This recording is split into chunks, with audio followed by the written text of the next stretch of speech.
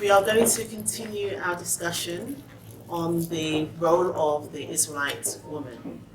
Now, there were several questions that were asked last time, and I will hand it over to Tammy to begin this segment. Thank you. So I wasn't a part of the last panel, but I did understand that there were some questions by some of our young women as to how do I relate to that Israelite woman, specifically in the scriptures? How do I apply it to my life? How do I fit in? So I think for today, we're going to touch on a lot of different topics and a lot of different subject matter, but let's try to keep it simple, because sometimes simplicity is all that is needed to understand what our role really is. So I'd like to kind of present it from the angle of being an ambassador. So we can think about, we're in school, we may be mothers, we may be teenagers, we may be tweens, I don't know if that's the right word. Jump in if you need to, but you know what I mean. But we all have a part to play, and sometimes you may not necessarily know or understand what your role is right away, because we have to grow, we have to develop. But the bottom line and the starting point is understanding that we are an ambassador for the God of Israel. And if we look at today's terminology and understanding what a brand ambassador means and what it means that you're somebody that is the face of that brand and you represent that brand and you sell that brand. So that's our job. Not only as women, but as men as well. We represent our God. He is the most important employer of all time. So our job is to understand how to represent him properly, and in doing that, we will learn what our role is over time by living and applying the principles of the doctrine and applying the law, statutes, and commandments and everything that he set out for us in our job description. That is how we will learn and come into our own in terms of what our role is in this nation and as an Israelite woman. It may not be the same for everyone. Some women are meant to be mothers of children, like myself. Many children, but I take pride in that because that is a gift to me. And having children it means that you're blessed, right? Being able to have a child and teach that child from birth, from in the womb about this doctrine is a blessing. So I take pride in that. Some of us may be teachers in terms of, we're teachers from the get-go when children are in our womb, but if you don't have a child, you may be in a position to teach a child that's not yours by utilizing whatever gifts you have within you. So there's so many things that we can do as women. There's so many aspects that we can contribute to, but the first and foremost is understanding our job. And it's all here in this Holy Bible for all of us. It's spelled out to the T. Our God is very specific. He's very, I's dotted, T's crossed. He's very, very calculating, for lack of a better term, and he knows exactly what he wants. And he's given it to us for us to apply it to our lives in order to live the life that we're supposed to in order to serve him. So I think from that point of view, hopefully we can have some discussion and kind of go into, the clean and unclean and understanding the power that we wield as women, not to abuse it, but to utilize it to better our families, to better ourselves, and to make an impact in society in a positive way. So I think with that, I'm going to hand that over to Officer Charmaine. Very good. Thank you very much. So, actually, this is a really good starting point because the question was asked, what is an Israelite woman? Who is an Israelite woman? How do you identify an Israelite woman? How do you define an Israelite woman? Sometimes it's really good to go back to basics, and we did a lot of that last week when we spoke about the culture, when we spoke about women and having children and what you do with your children. But more so, how do we identify ourselves from all other nations?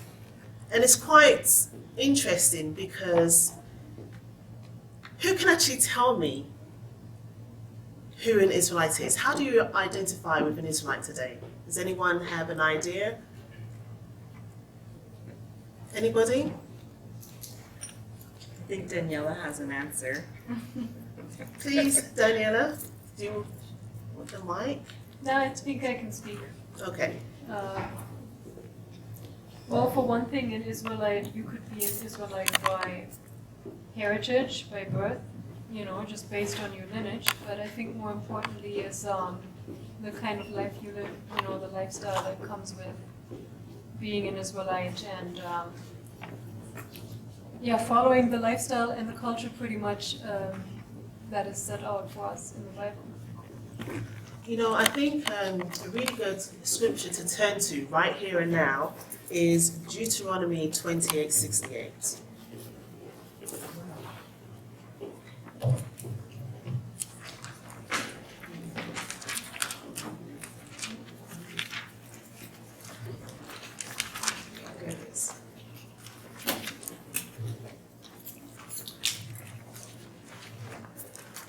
Okay. I think this is, I like this scripture very much because when you hear it, and it's a very small area, but it covers so much. And obviously there is so much more than this.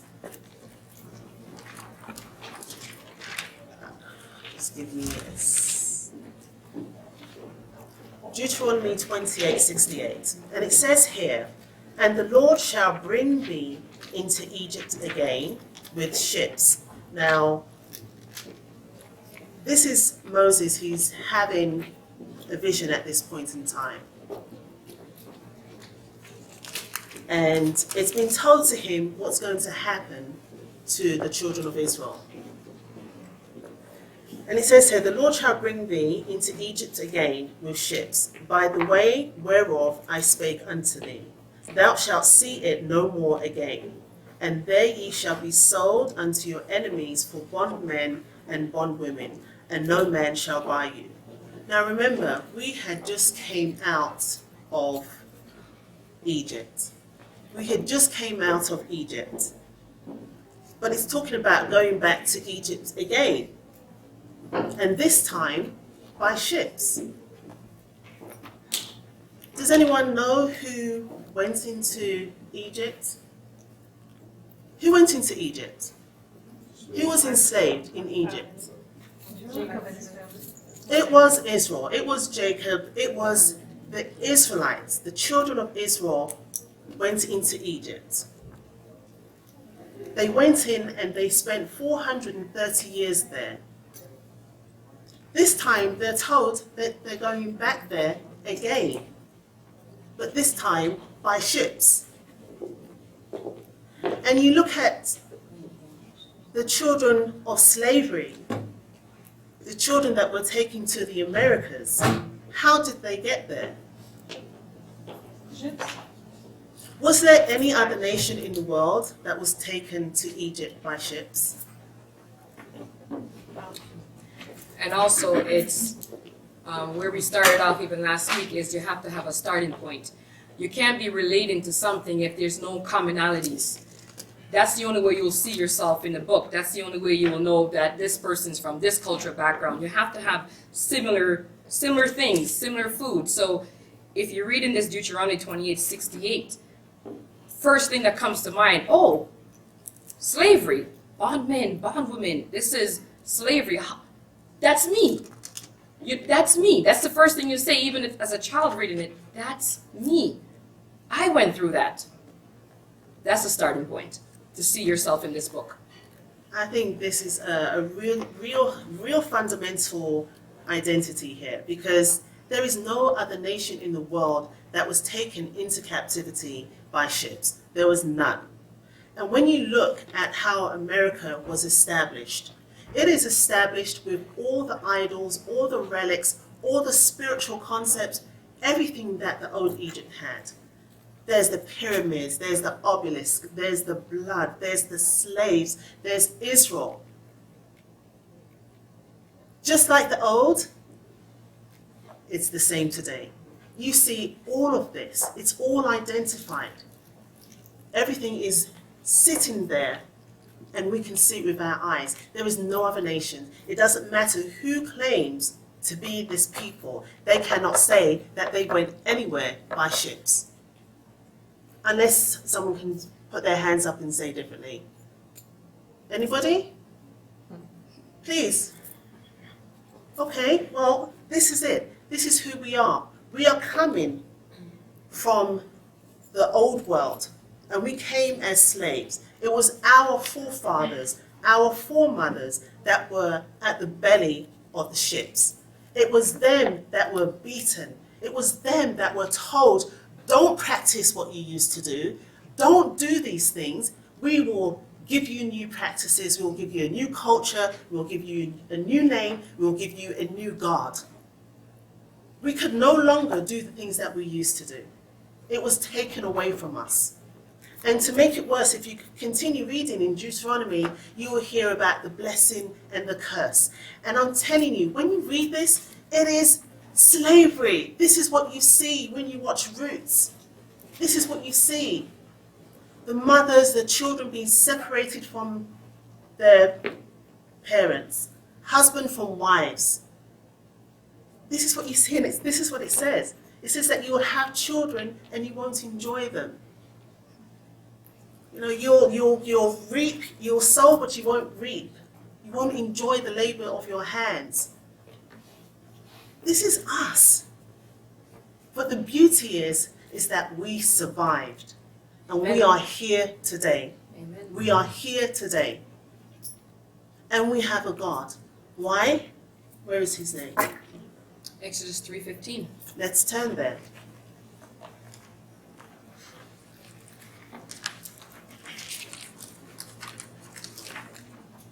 And I think what Officer Charmaine said too is we have to understand that this bondage is not just physical, it's also spiritual. This is where slavery, it was where you got everything ripped away from you. Everything. As a mother, don't mess with us and our children. But we had to endure that pain of seeing our children, not just our husband, but as our children ripped away from us. This is where our own culture was taken away from us. So everything that we stood for, all the blessings that we received was taken away at this time. So we know it no more again. So we take on a new culture. We take on a new God. Everything that made us who we are was ripped away from us at this time. And the worst part is that we have our children and we were not able to do the things that we were able to do the best. And that is teach them. Teach them the principles of our life. Teach them the principles of our culture and of our God. We were not able to do that. We were not allowed. We were not allowed to read. How is it are you going to tell somebody that you are lower than animals or you're like animals and at the same time tell them not to read? Why would you tell an animal not to read? Does that make any sense?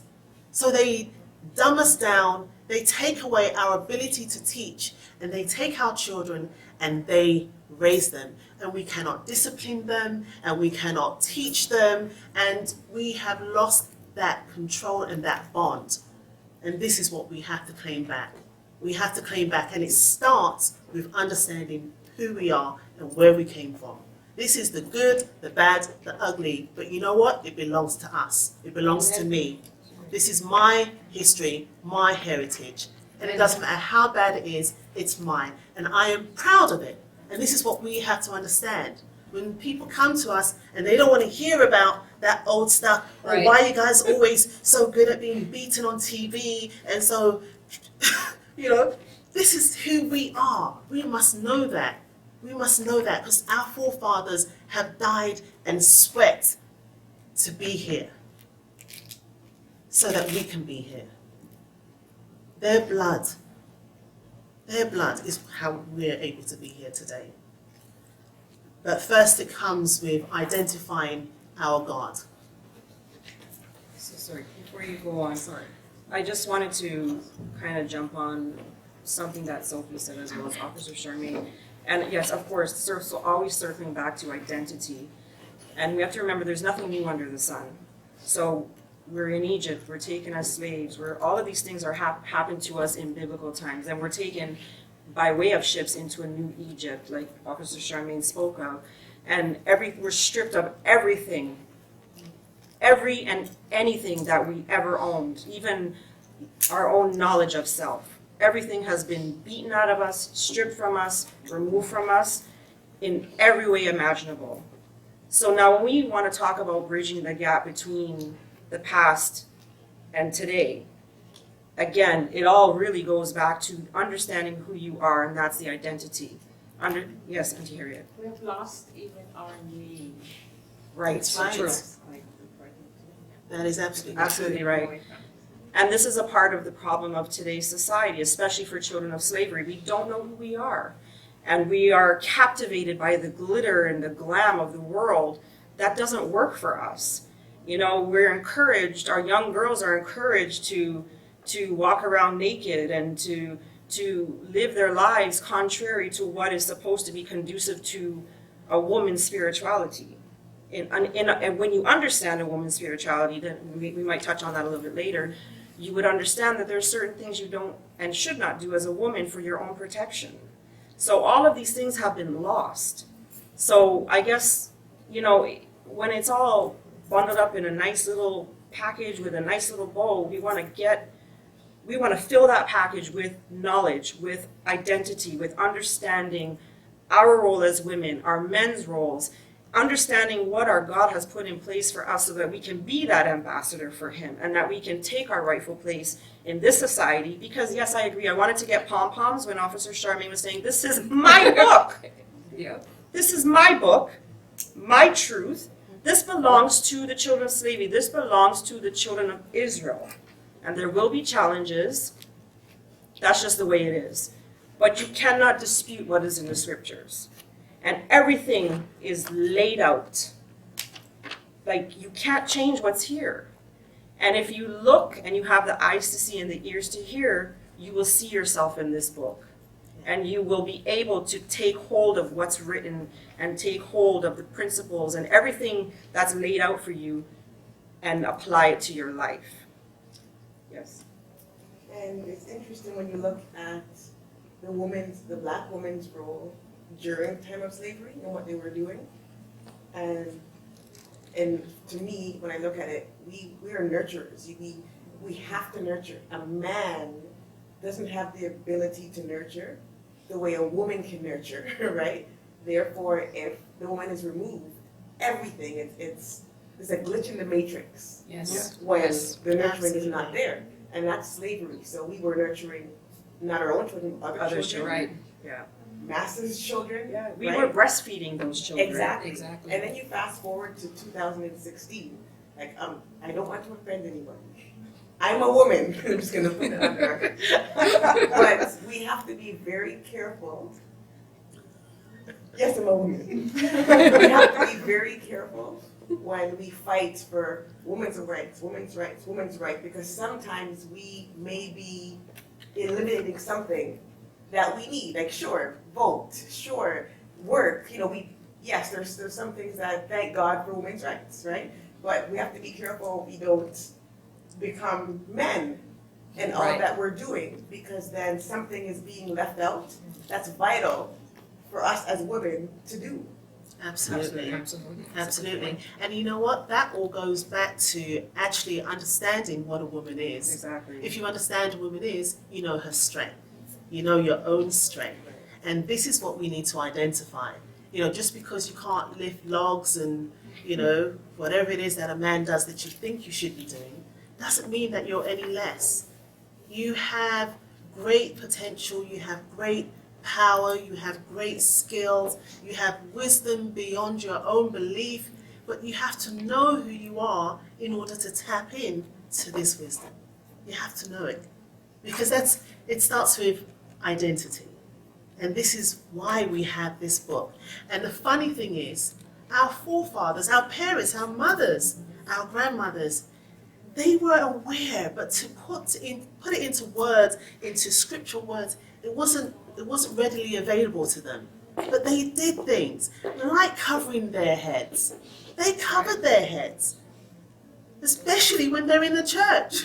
The culture stayed with The them for culture some was time. there. It was there. I mean, they were the biggest one when it came to Oh the my fancy gosh, yes. hats and it just, Yes. it was there. There was something there. So where did this all come from? It started somewhere. And so we want to look at where we came from and how it applies to us today. Because really, nothing has changed. Claiming back what we had has not changed. This will help us to be a better person today. And this is what we want to do. So we start with our God. And who is our God? Exodus 3:15. And God said, moreover, unto Moses, thus shalt thou say unto the children of Israel, nobody else, just the children of Israel, the Lord God of your fathers. Do you remember your father Abraham? Yes. Okay. Do you remember your father Isaac? Do you remember your father Jacob? The Lord God of your fathers, the God of Abraham, the God of Isaac, and the God of Jacob, has sent me unto you. This is my name forever. So there's going to be no confusion. As long as you remember you had Abraham, Isaac, and Jacob as your forefathers, as long as you remember this, there's not going to be any confusion. So you know what? Let that be the name. This is my name forever. And this is my memorial unto all generations. It doesn't stop because you're in 2016. Today it is the God of Abraham, the God of Isaac, and the God of Jacob. And if you should find another name, as in Jehovah or Jah, that's beside the point, because he's given his children instructions to call him by his name that he gave them to call. Do we understand that?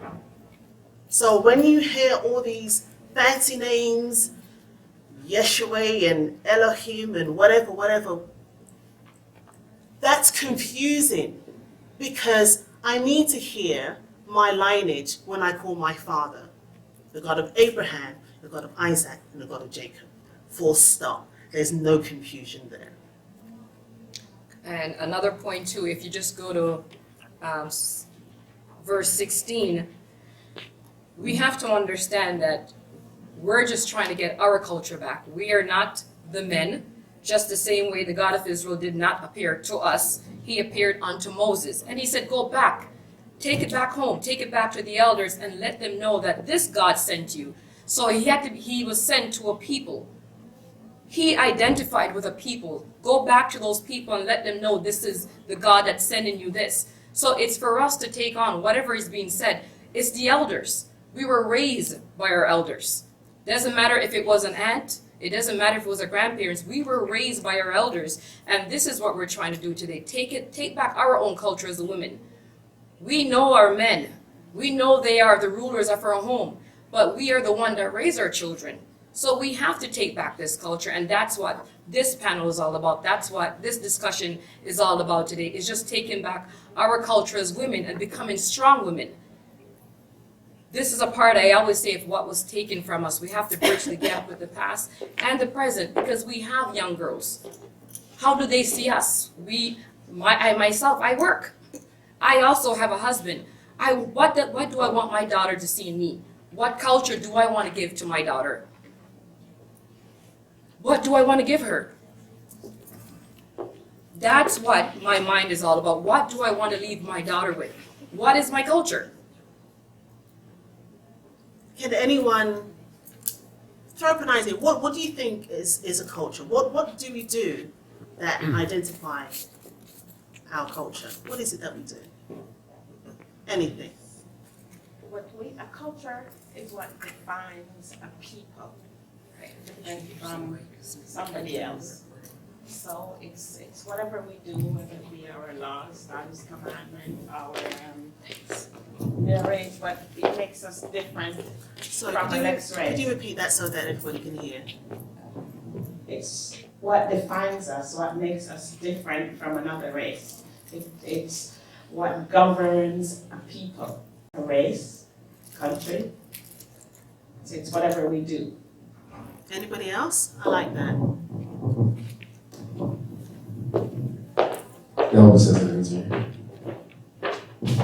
I believe it's our lifestyle, how we go about in carrying ourselves on a day-to-day basis, how we act in public, how we act with each other, what we do within the house, how you speak, what you teach, pretty much everything that's in the scriptures from one end to the other end. And it's all there, so if you read it, it'll tell you how to behave properly with yourselves, with your brethren, with your spouse, with your friends, with people that are not part of you, how you go about and deal with people that are higher status than you, lower status than you, all those things, whether you are of high accolades or not. So that's pretty much what the culture is all about. Very good.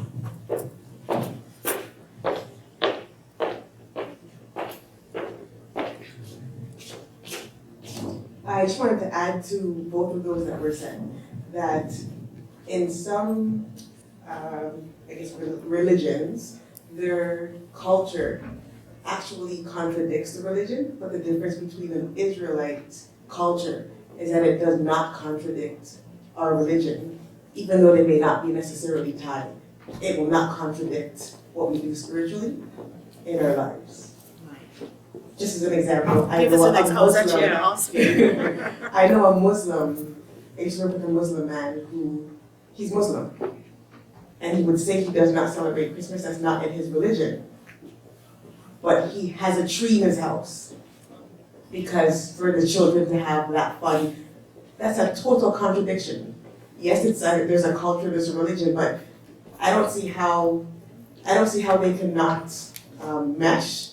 And I don't see how they can contradict and it still be something that makes sense. Thank you. I just want to add this point to what everyone is saying. Those are all elements of culture. But where you have to be careful is another definition of culture would be anything that's pretty much repeated.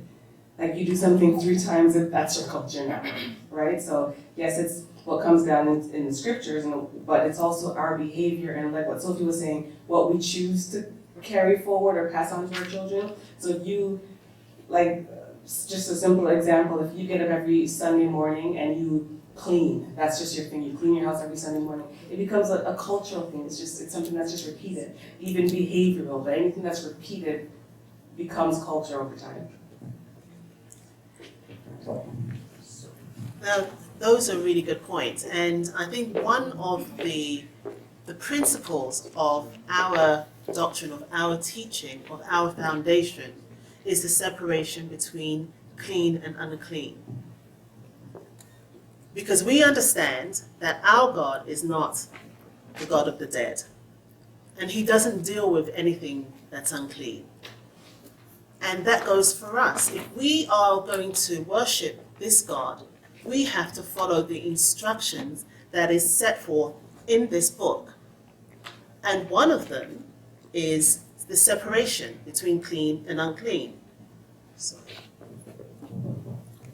in addition to what was being said about our culture is also your value. If you really value something, you take care of it. I'm not sure if it was said, maybe no, I think that's a very good point. So your value, what you hold on to, where you get your integrity from,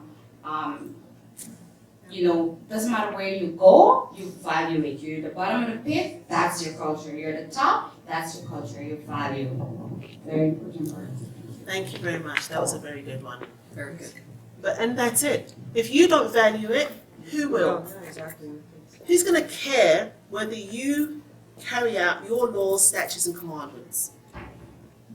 Who's going to care? If you decide that you're going to come here and, I just got my hair done, I don't want to mess it up, I'm not going to tie my hair today, even though I know it is a practice of this nation to tie our heads. And there is a reason for that. Who's going to care out there? We have to care. We have to have the pride in the things that we do, as many other nations do. They have pride in the things that they do. We too must have pride in the things that we do. So just to reiterate a little bit more, when you tie your head all the time but you don't see it as a value, it's easy for something to happen and you just let go of the head tie. But when you actually really value it, with the marrows and your blood, everything in you, you would not let go of it. You would fight for it. You would go down for it. Value. Thank you. Thank you. Okay, let me there you go. One of the things which makes it extremely difficult for us, we have two cultures. There's that culture at large, which tells us what to do, and there's Israel. So it's not so easy. A lot of us have to put down what we learned all before, and now take on a new culture, not just taking on for ourselves, but also to teach our children. And at the same time, they're going to school, and they're being taught status quo, the culture that's there, and they have to come home and say, well, mommy or daddy is not this and it's that. So it's not so easy. It's a journey, a long road for us, but hopefully one day we'll arrive. You're right, it is very difficult. Yeah, that's a great point, Ms. Harriet. And like you said, it's a journey. We're now in the land of our captivity. So we have to reclaim and take back what has been taken away from us and what we have lost. That's not always easy because we're inundated with all these other philosophies, with all these other viewpoints, with all these other things that are thrown at us every day, every second of the day. Especially our children, young children in particular, who are in school and are told, oh, we're having pajama day today on December, whatever day it is, what is it, December 22nd was their last day of school or something to that effect? Yes. Oh, today's pajama day. I'm like, oh, okay, Azzy, you can wear your Ninja Turtle pajamas to school. And then my 12-year-old tells me, no, that's related to Christmas because they gather around the tree in their pajamas to open their gifts. So all these little things that seem very innocent are not innocent. They're all related to these philosophies that we are not a part of and that impact us negatively when we partake in these things, when we know who we are, even when we don't know who we are. So again, it's re-educating ourselves, re-educating our women, teaching our children, having our men take back what belongs to them as Israelites, and just reapplying everything that's been given to us to start rebuilding our heritage. And that's never an easy task, but it's a task that needs to be done because once you hear it and you know it and you believe it, there's no other way to go. And a lot of people in this day and age are searching. How will they ever find it if those who already have it don't then reach out that olive branch to say, this is where you need to be. This is what we have to offer you. Let's learn, right? Because there are a lot of people that are searching. And that's a good thing because everything's prophesied and there will be a reckoning and this truth will come to light and we're a part of that. And these little things that we do here will help build those stepping stones to get our people to where they need to be. Very good, thank you. So, in addition, culture, there's a difference between culture and, there's a difference between culture and tradition. Tradition is what, you grew up doing. But culture is what your forefathers did, your 5 grandfathers or grandparents ago did, 10, and you could go right back. That's what your grandparents did. It's a difference between the culture and traditions. We have to understand the difference. What is tradition? Adopting other people's culture and doing it over many years, it doesn't mean that it's your culture. That is tradition. So we must understand. I think it's very important to understand the difference between tradition and culture. We have another question at the back.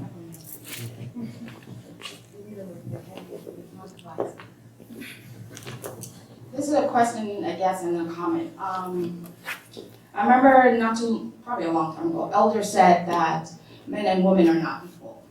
And when he made that statement, it was kind of hard for me to take and to understand. I understand it now, and I think as we're talking about females, we have a lot of young girls that are strong women going to school, they're in society that tells them about gender equality.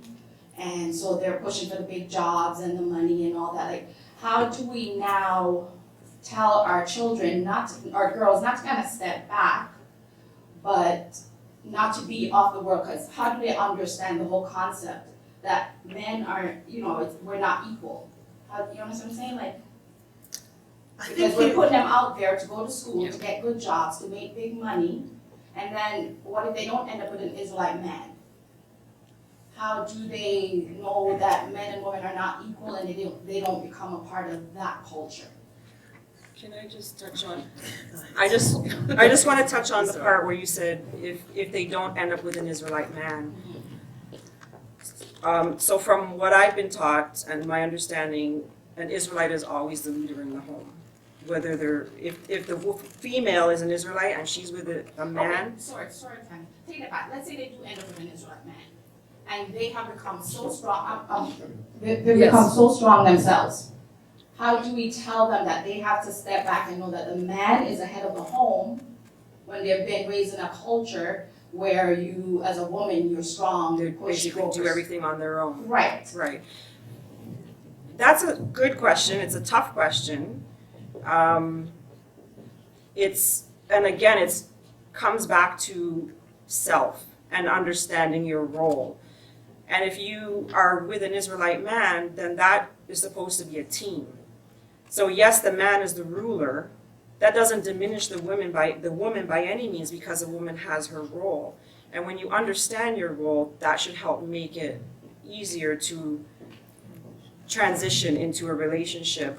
And this is actually a good point, because I was thinking about something. I actually talked to Sophie about something this week, and it's talking about touching on being a submissive woman. When we think about being a submissive woman, we think it's a negative. And that means we're under the man and they tell us what to do and all these other things. But that's not what being a submissive woman means at all. Being a submissive woman is being able to allow the man to play his role and you play your role and you work together. So it's not about beating each other down by any means. It's understanding roles. Yes? Being a woman in the corporate world doesn't mean you're taking over. You become a man. You endorse your femininity. You show it to the world. You have your Israelite husband. The woman is a jewel in the man's crown, not even the crown, a jewel in the crown. So you empower your husband. You push him forward. You help him. You grow. You get bigger and better.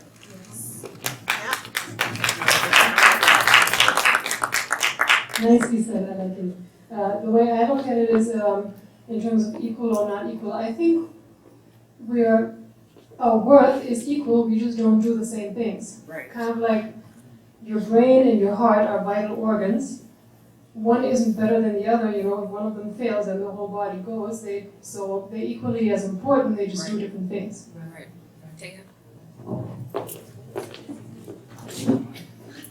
So I understand everything you guys are saying, but I think it kind of becomes difficult in the sense that, like you're saying, the world we're in now, a lot of people are grown up without fathers or without a family unit, so then a woman is forced to kind of take on both roles. Right. You know what I mean? So I think that kind of makes it more difficult in the sense that when you do end up with a husband or whatever the case is, you have to kind of change the way you were brought up and the things you've been seeing, especially for Black women commonly are, single mothers and things like that. And then also speaking to like the corporate world or the school world or whatever, I think, like even personally myself, I'm in a place where I want to do a lot of school, but then I also want children and a family and da-da-da. So it's like, it's kind of at a point where it's impossible to mesh the two, it seems. And that's what I was asking, I guess 2 weeks ago. It seems like when I read the Bible, I see a lot of mothers and babies, but not a way to successfully have both, if that makes sense. Are you gonna answer? I wasn't. You go ahead. No, go ahead. This is good. You go ahead. No, you could speak after. But what I was saying, and first thing that comes to mind is we're helpmate. Adam was there. We were created to be a helpmate. So I think where the roles got reversed is, I said 2 weeks ago, is when we talk about slavery, it didn't just strip our God from us. It stripped our role from us. Because we become, even in today's time, we become the man, but we're not the man, but we were made and left aside to become the man. When you're seeing your husband taken away from your home, you're the one now that where the man had to be the father to that child, you become the father. And that's what the women are living in today. There is no fathers. When you watch a TV and you see a young man get gunned down, it's the mothers. They're crying out. It's the mothers, their tears are there. And what the Israelite Nation, what we're trying to do is, we're trying to take back our culture to say, you know what, you could go to school. You could be a strong woman, but the foundation is was missed. Our foundation is Israel. Our foundation is strong men. We have leaders. It's not to say we cannot be a strong woman, because what's Deborah? Why was she? What was she in the Bible? What was Sarah? Who was Rebecca? They were a helpmate. How did Isaac, you know what I mean? How did Isaac come about?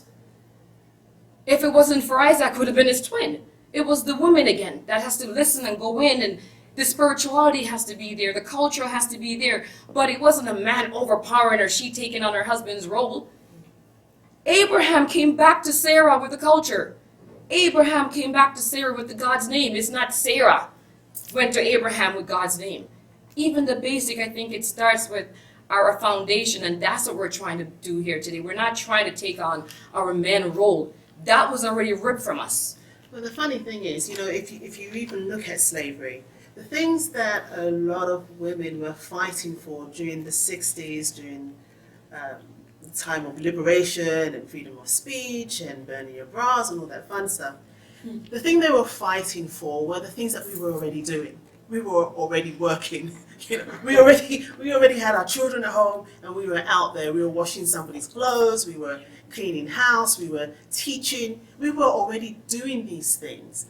So when we hear that, it's almost a contradiction in a sense, because it's like the world wants to be like who we are, but the thing is, we don't know who we are. Exactly. And that's why we're stumbling. We don't complete men, we complement men. We come as a whole. You come as a whole. You become the best person that you can be. You aim as high as you can possibly go if you choose to do so. You fill your mind with all of the important things to make you that beautiful and perfect and sophisticated and powerful young Israelite woman. That's your job. Your obligation is to make sure that when you go out there and people see you, they say, there goes an Israelite. There goes the light. Because we are a light unto all nations. You make yourself the very best. And God willing, if a husband comes along, it is a compliment. This is when you come into your home and you say, well, you know what? I don't have to fix the VCR anymore. That's his job, okay? And I don't have to change the tire anymore. I don't need to be able to do everything. I can use my time for other stuff, right? If I want to learn how to cook, or maybe he wants to cook, whatever the case may be. But now you can actually balance each other out, share the chores, you know, have more quality time together, because now you're not doing everything. I just want to touch on something that Taya said. So when you talk about, you know, being in school and then wanting a family and wanting a career and kind of seeing that it doesn't seem to be coming together in your mind. And when you look at the scriptures, you know, yes, you're right. The mothers were tending to children, but they were also drawing water. They were working their land. They were working, and they were dealing with their children, although they did have handmaids, mind you. So that's something we need to work on. But you know, in today's society, it is very difficult to master all of these things that you want to achieve in your life. So it really comes down to balance and kind of figuring out what is most important to you. And sometimes you may have it all planned out and it may not go as you plan anyways.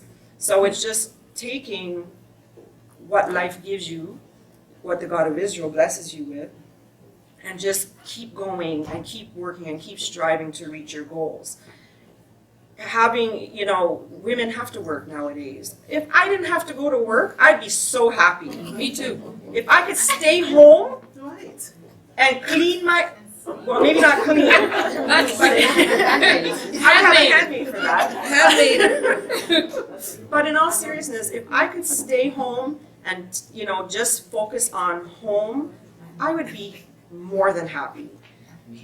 Spend your time doing other things. Exactly. There's Find things to do. I think we really, we have a really bad perception of what it is to be a wife or, stay-at-home mother. You can utilize your time and create so many different, amazing things. You can have like a home-based business. Absolutely. You can, be there taking care of your children, making sure that they are doing the right things. We all have a role to play. And there's no shame in wanting to be at home and be with the children. There's no shame. But you know what? There's no shame in wanting to go out there and achieving and, accomplishing great things. There's no shame in that. It's just how we've been kind of taught to look at things. It's like it's not one or the other. Trust me, the funny thing is, when you start to look at all the things that, say, your mother does and all the things that your auntie does, then you would realize they do a lot of stuff. They do a lot. And it's overwhelming. It's like, oh my gosh, you're studying and you've got 4 children and you're working. It's like, what the heck? It's a lot of stuff. So to sit down and think about it, it almost seems impossible. But trust me, it is possible. What it is that you want in life, it is possible. If that's what your heart's desire. Look at us. We're working mothers and wives. So it is possible. It's possible. Not to say that it's easy, but it's possible. And I think we were supposed to go into head ties, we were supposed to go to head ties, but it's fine. It's good. I mean, it's good discussion. It's a very good discussion, and the reason why I wanted to go here, because it covers our culture, and it shows who we are and why we do the things that we do. Because there's many scriptures here that actually explains, the importance of a woman and why she covers her head. This is taking on the woman's role. And if you look in our scriptures, you'll see that men, they do not cover their heads. This is not something for a man to do.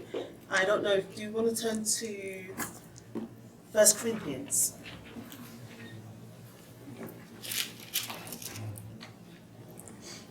Because I cannot read this. I can't see it. 1 Corinthians 11.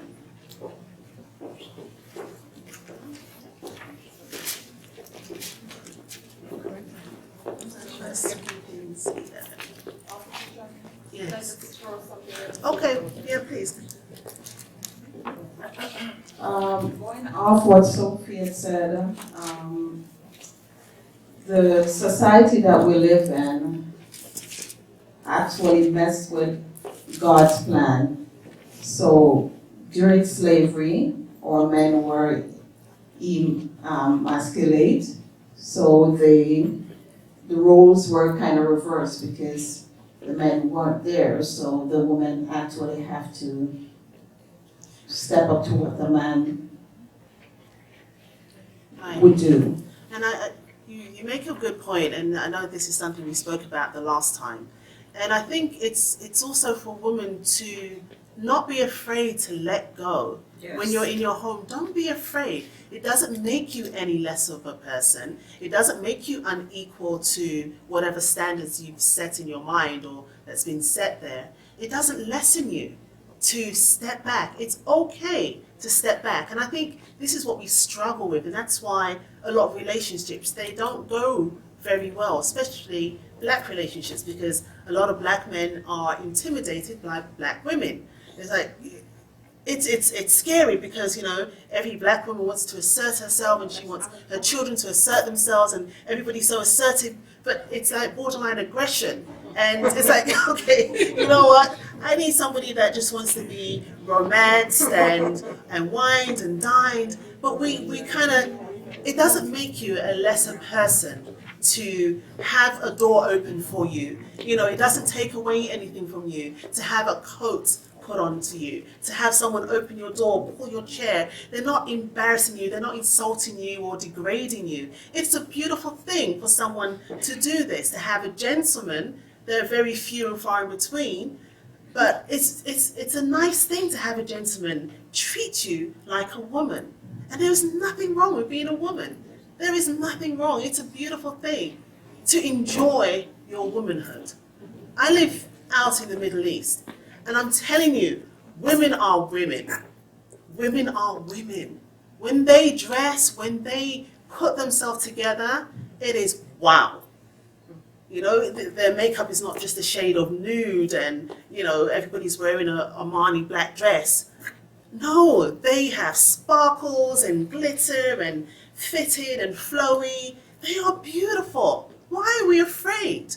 Why are we afraid of being beautiful women? Why are we afraid of being strong women? Why are we afraid of aiming to the point whereby, well, nobody's telling us to stop. We just stop ourselves. Why are we afraid?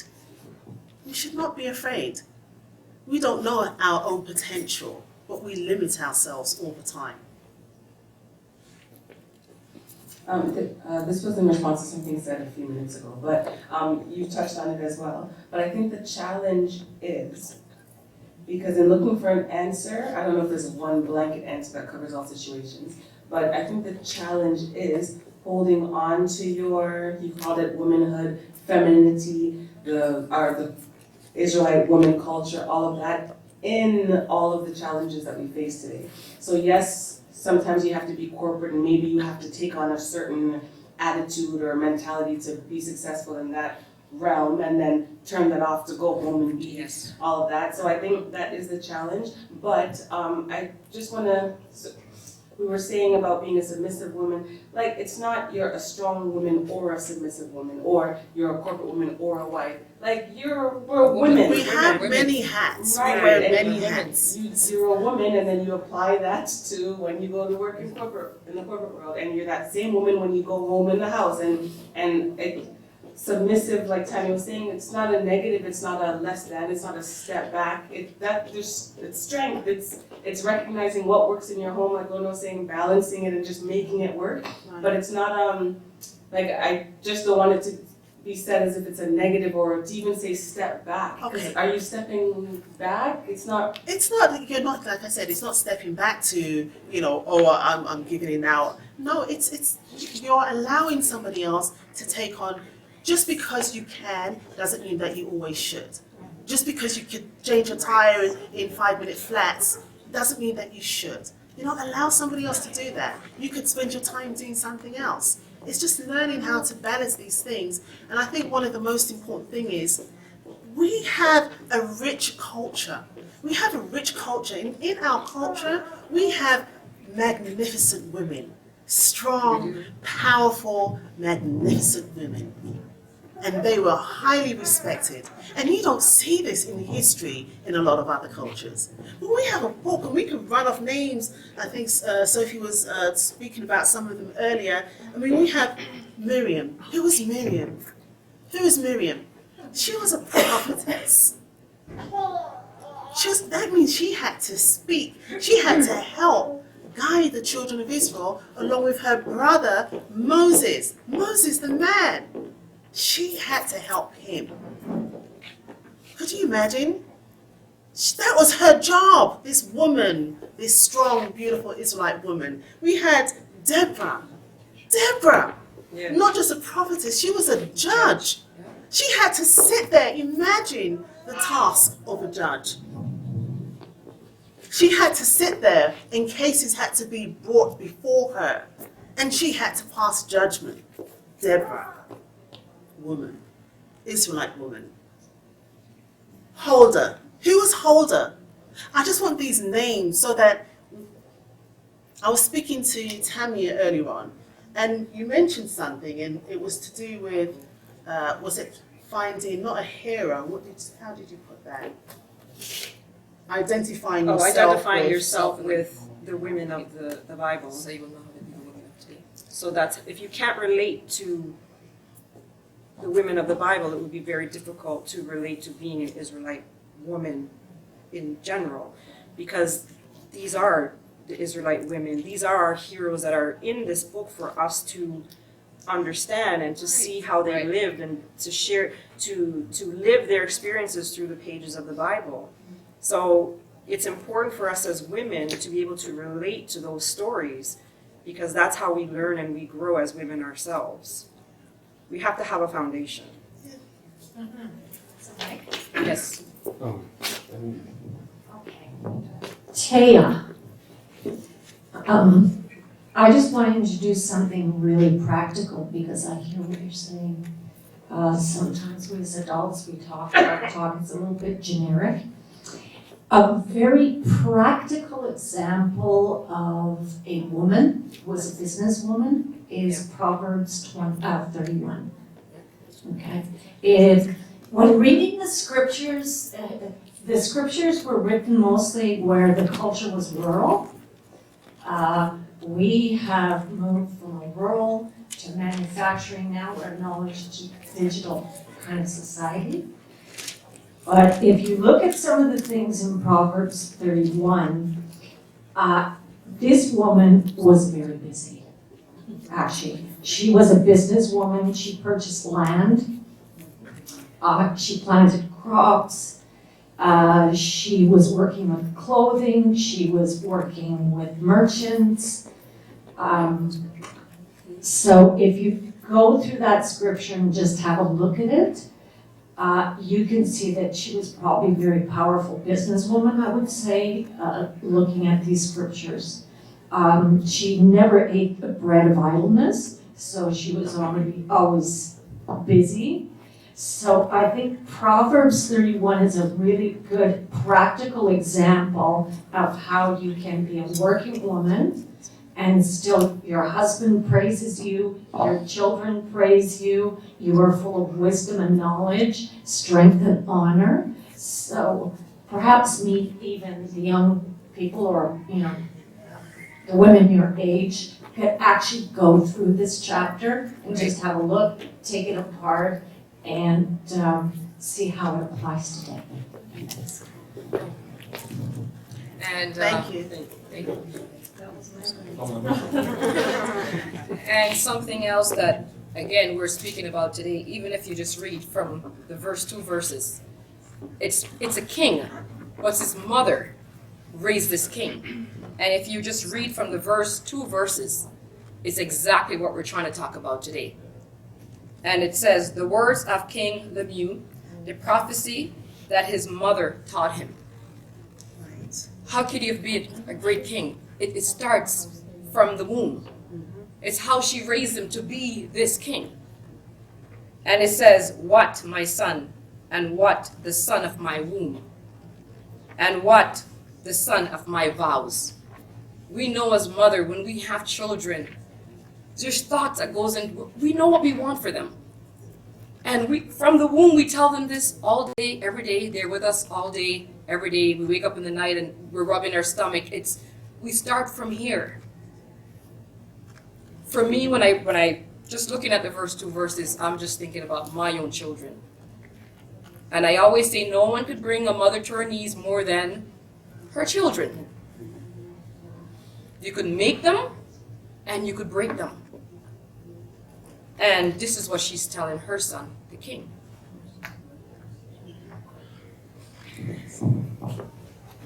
So we could say a woman in full circle has the ability to create, to nurture, and to transform, because that's what those women in the Bible are doing. And we have the same ability. We just have to tap into it. It's hard work, but if we start little by little by little, look in the mirror every day and change one thing at a time, then we'll embark on that journey. And we'll get there one day. And we have so many wise women. We have women here that we can turn to.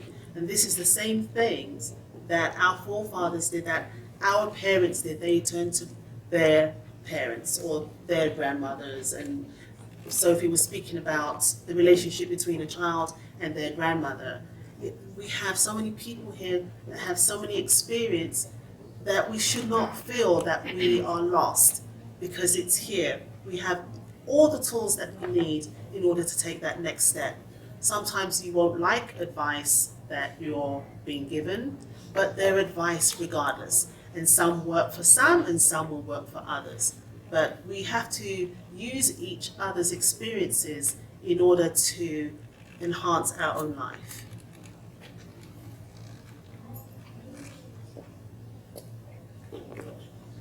Is this like open question time? You have another? Yeah, so I don't wanna like interrupt. No, go ahead. Okay, something else I wanted to touch on is because,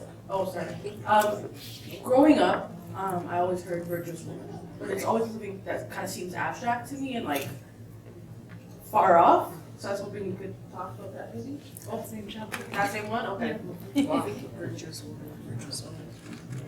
Yeah, This it's goes just a term back I've to- always heard and it's always kind of just floated around. Right. But yeah, Should never. read it.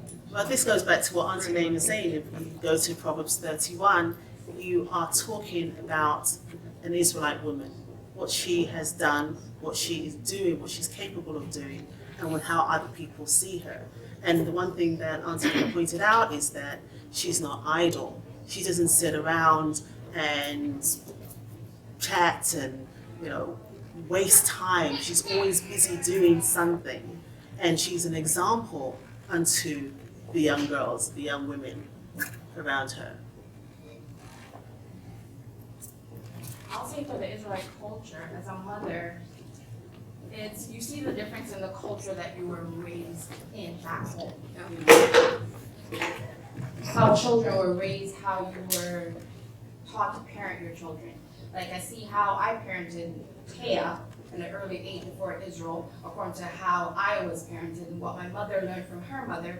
You see the differences as an Israelite mother, like not to break your children down. They're people, give them their voice, they have opinion. You're raising them to be kings and queens. They're royal priesthood. So it's, I think Andrea had said, not everything we do by tradition or the culture that we're used to is the best, but adopting and adapting to this culture that we've been given, we definitely see how it's better for our children. Right. Right. And you find even just looking in the scriptures, these are like the best practices. As I said before, we talk about not having a handbook to raise our families, but we do. We have a handbook. We have examples of the best practices, and it's just written here. Through the stories, through the Proverbs, the Psalms, it's all given to us here. Understanding that we are the first teachers. It's in our best interest to know what is here, so that we can actually impart that knowledge. And also when, just going back to the young girls, when the servant was sent to find a wife for Isaac, they met. He didn't know where he was going, but when they met, you have to understand how she wasn't a mother, she wasn't the wife, it was just a young maiden. How was their communication? Their communication had to be, as we say, when you see an older person pass you, it's respect. Would you like me to get some water for your horse to drink? Would you like me to, it's not just Bible. It's how you relate also to each other, not just because you know them, but I remember growing up, it's anyone that passes you, good morning, good afternoon, and if you know them, it's by name. It's all that. It's not just about, I know you look at us and the young people, they look at us and they say, okay, all you guys ever speak about is, you guys all have children, you guys are old, but we were there. We were where you guys are at, but the difference is you guys have this culture, so we have even more to teach you guys. You guys should be taking more even pride in the culture of Israel, because we never had it. We didn't have these young girls' feasts. We didn't have these weaning feasts. We didn't even have a God's name. We had nothing like this that we're having today to give back to you guys. It's for you guys now to take it and run with it. And yes, go to college, go to university, be fruitful. Bring it back home and build this house. That's what it is for. It's not to say I'm going out and what do I do with it? Come back home. Build upon the foundation that's laid. Build, make it greater. Make a better tomorrow.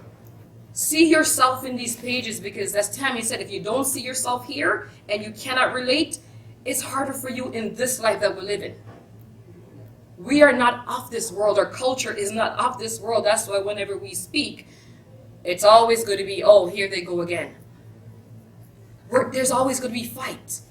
Always going to be a fight when you try to bring back your culture. When you try to say, okay, you can't do this. Hey, you have to be, circumcised on the 8th day. Why are you guys saying this? It's no more. And we also have to understand that, an Israelite woman, being an Israelite, plays a key part of her child's spiritual growth. And this is very, very important, and even for each other. Because when we understand the importance of spirituality, we are able to embrace this more fully. Because this is fundamental to whether we are successful or not. Following the instructions that is given to us is to help us in our spiritual life as well as our physical life. And knowing unclean and clean, and what it is that you should be doing and when you should be doing it, and taking the time out to praise the God of Israel for the things that he's done, to remember to give him thanks, and allow your children and your family, even in the things that you do as a young woman, always remembering to give the God of Israel thanks, always remembering, his law, statutes and commandments, and taking time out to give him his praise at that time. This is also going to help us in our life. We do our bit for the God of Israel, he will do his bit for us. And as women, as Israelites, this is our job, to serve the God of Abraham, the God of Isaac, and the God of Jacob. This is what we are here for. This is our purpose in life. And we will do that the best way we can by sharing the knowledge, the information that is available.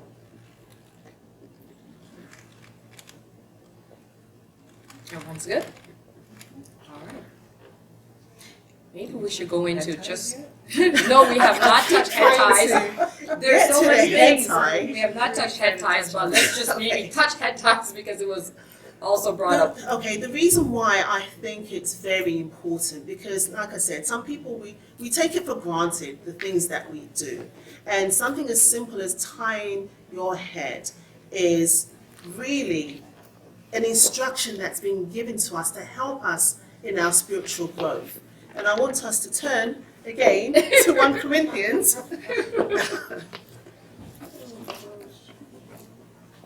1 Corinthians 11, okay, from 5.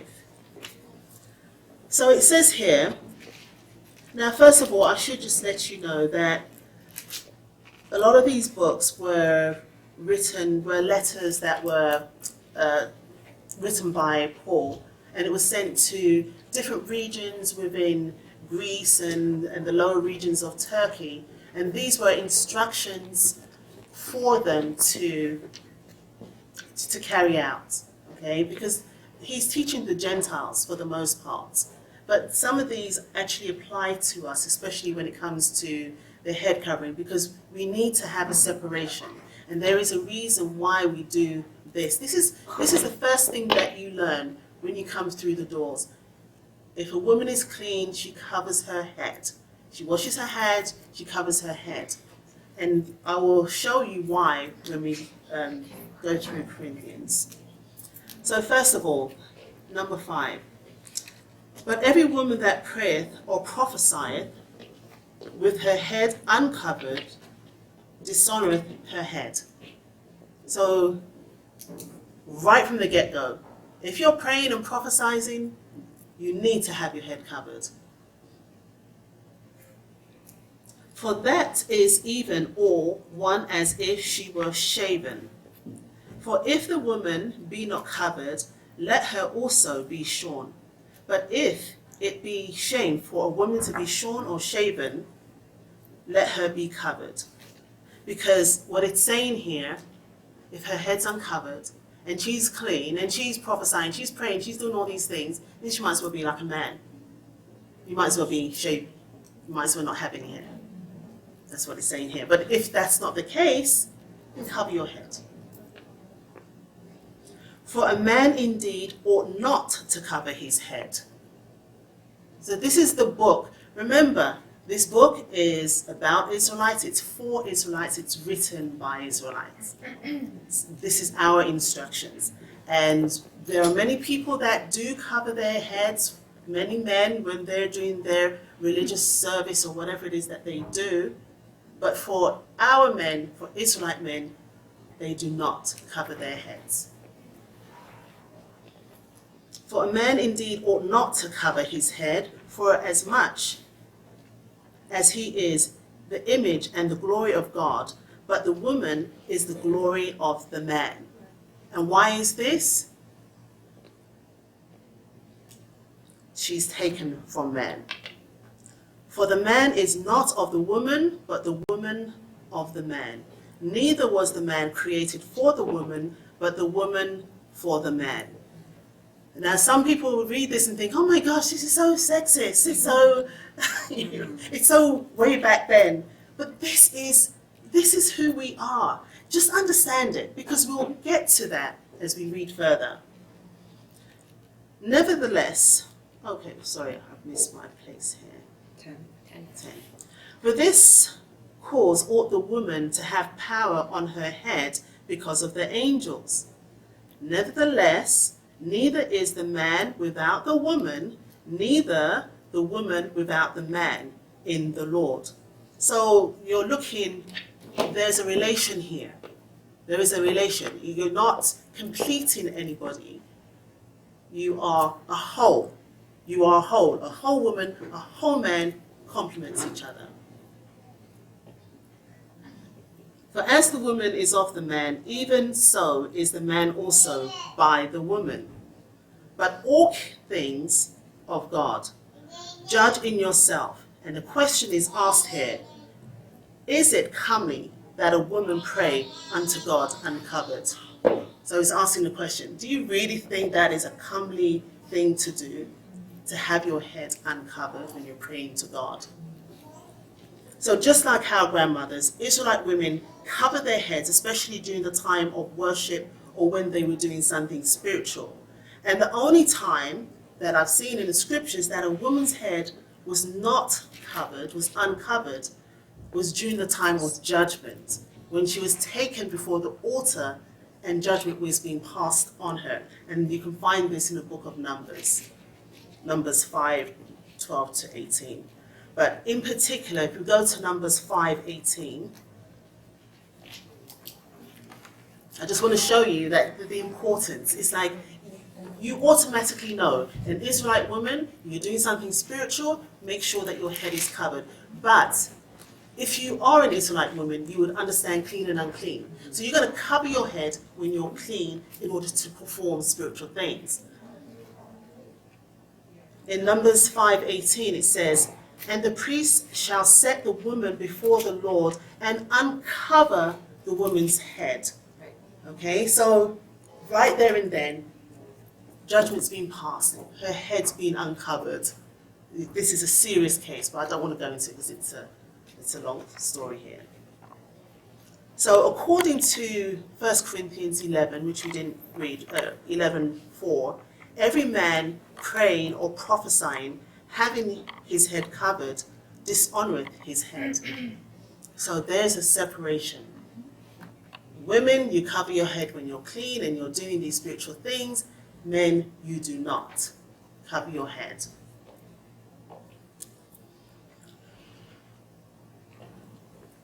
Okay, so I've also heard arguments in the past that, oh, but I've seen in the scriptures where it says that men actually did cover their heads, and that's why we do it. Well, I would urge you to read those scriptures again, because when I've looked, and I don't know, maybe somebody could, correct me if I'm wrong, but during the time of Moses, it was only Aaron and his sons that were instructed to cover their heads. Not even Moses. Not even Moses was instructed to cover his head. Only Aaron and his sons. And this took place when they were going to the inner courts. When they were preparing themselves to be presented to the God of Israel, this was the instruction that Aaron and his sons, no other Levites, just Aaron and his sons, were instructed to do. Moreover, when they left the inner courts, they had to remove all of their garments. They couldn't go and hang outside with their brethren after. They had to change everything, take off their bonnets, take off their garments, and go into civilian clothing. This was the instruction that was given. Again, it was given in Ezekiel for a specific number of priests to do the same thing.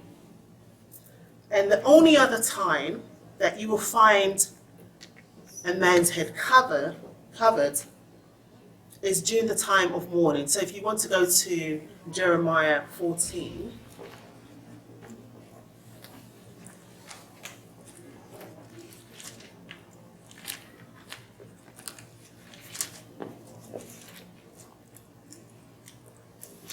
Okay. Does anyone have any questions about that? Is there any concerns, any confusions, any? I just have a comment on, like, 1 Corinthians 11. It starts that chapter with a hierarchy in the unseen world. Yeah. And I think that helps us to understand that what's in the unseen is in the seen. Because if you look at verse 3, but I would have you know that the head of every man is Christ. So there's a hierarchy here. You're absolutely correct. And the head of the woman is the man, and the head of Christ is God. So the pattern that we are, asked to live within, the structure, is a pattern that is in the unseen world that has ultimately been created by the God of Israel. So I think sometimes you look at it and go, well, where is this coming from? Why is it that way? But we can see that that structure was established probably from creation, and Paul is bringing it out in these chapters to help us understand that we are patterning after an unseen and a higher order. So I think that may help people understand that structure. We appreciate that, absolutely. See, we're all learning from each other. We're all working together to make sure that this gets across in a concise manner. So therein lies the importance, and therein lies the difference in why we do what we do. So I was going to go to Jeremiah, but all I wanted to show is that during this time, it was the men covered their heads, and it was during the time of crisis when they were mourning. So this is like during the worst possible time for them. They were ashamed, they were mourning, and they covered their heads. So it's very, very clear as to when one covers and when one does not. And because Israelite women understand this, this is why we are able to pass the knowledge on to our children, and we are able to become teachers and teach our kings and judges the same. Because we understand the difference between spiritual things and physical things, and why we make that separation. Because we serve a God, the living God, who is a God of the living things and not things of the dead or unclean. Okay, so does anyone have any problems with that or any questions? No? There is another part that I wanted to bring up, but we really don't have enough time to investigate it. And this is also to do with our attire, because remember, being an Israelite, you are being the best representation of the God of Israel. He chose you because there is something that is in you, that is peculiar, that is special. And if he's choosing you because of this, that means it's there. And it's for us to explore that and to bring it out in the things that we do, the things that we say, how we behave, because we are representing the living God. Right. On that note, role of women definitely in education advocacy, no matter what age you're at. I just came from St. Louis, Missouri, and the state of Missouri has passed a law that came into effect January 1st. If any child, any age, is caught fighting in the school, they can be slapped with a federal felony. Wow. That means it stays on your criminal record. The criminal record stays for life. This law was slithered in. And parents did not know about this law until a couple of weeks, like into December, and then they started talking about this law. Can you imagine how many children, black children, are going to be affected by this? Do you see how slavery still has an effect? It still has an effect because the same things that were done yesterday with our men are now, that has been done today with our teens, are now going to be done with our children going forward, and you've just confirmed that. So they're not even waiting for them to finish school anymore. No. Right. This is So when you really analyze this law, it is wicked, it is evil, and it is an attempt to keep up, well, who fights most at school? Or who gets caught fighting most at school? We'll say that. So, as far as the role as a woman, we have to be really strategic, not just with our own children, but all our children when it comes to navigating the educational system. Because can you imagine a child having a felony, having a criminal record that's never removed? What are your opportunities to get a job? What are you can't even vote in the States, I don't think, with a criminal record. So we see what society is trying to put on us.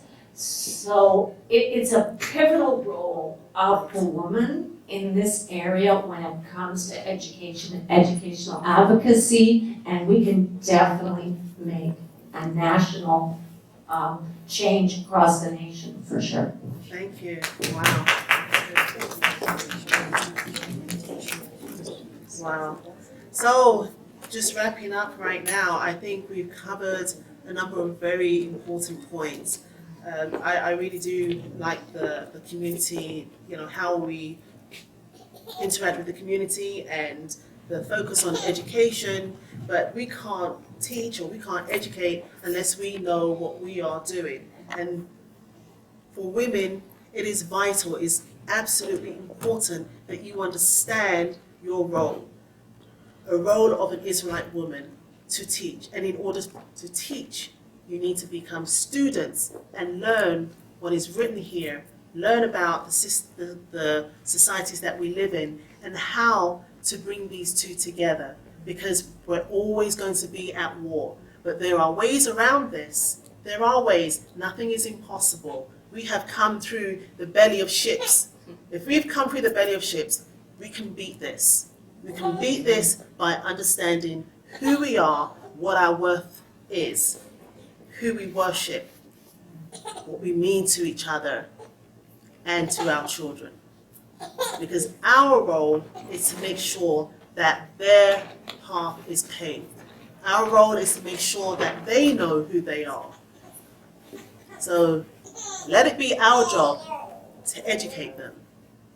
Even those that do not have children, let it be your brothers and your sisters and your cousins and your friends, because the more you're able to learn, the more you're able to teach. And the more you're able to teach, the more you're able to learn.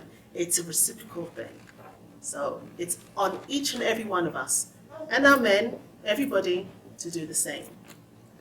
And for that, I thank you for your attention. Do you have any last words, Tammy? I actually do. Just real quickly, you know, Officer Charmaine said something about value and worth. And as a woman, as a young woman in this day and age, it's so important to know your value and to know your worth and to believe it. Because if you don't believe you're of value, you will not teach that to your children. So it's important for us as Israelite women to understand we are of value and we are of great worth because our God says so. And because of the blessings and the doctrine and everything that we've been given and that we can relay through education, advocacy, like Auntie Lane says, through teaching our children through the womb, from the womb, and through being helpmates unto our husbands and being sisters to our brothers. And, you know, just trying to fill, like I said, walking in the shoes that were meant for us and not trying to take anyone else's shoes to walk in them. And I think if we can really focus on that, and again, sometimes it's very simple, and we make it out to be more difficult than it really is or should be, but if we can just grab those basic principles of how to live, I think we'll be all better off for it, and it will make it that much easier to go forward. So remember value, remember worth, and remember who you are, identity. Thank you, Tammy. And Sophie, do we have any last words? Just to say thank you to the Israelite Nation for giving us this opportunity to speak to the women, and not just to the women, but also to the men. The Israelite Nation does value us, you know what I mean, as women. I've been here in the Israelite Nation for a long time, but to get this opportunity to sit down and to hear for you to teach me, and for me to have an opportunity to teach you something, I'm very confident in it. I'm very happy in it. I'm very happy for the opportunity because it's not something that we get as women all the time. I also work, and I don't get this opportunity at work to sit down and just feel pride in myself. You don't get that, but here today I'm thankful. I'm thankful to be sitting with you guys. You know what I mean? And for, you know, just all the women watching it. You know, we're here not to take over, you know, the men's spot. We know the role of the man, but we also have to know our own role, and that's what we want to bring to you today. So I thank you again to the Israelite Nation. Thank you.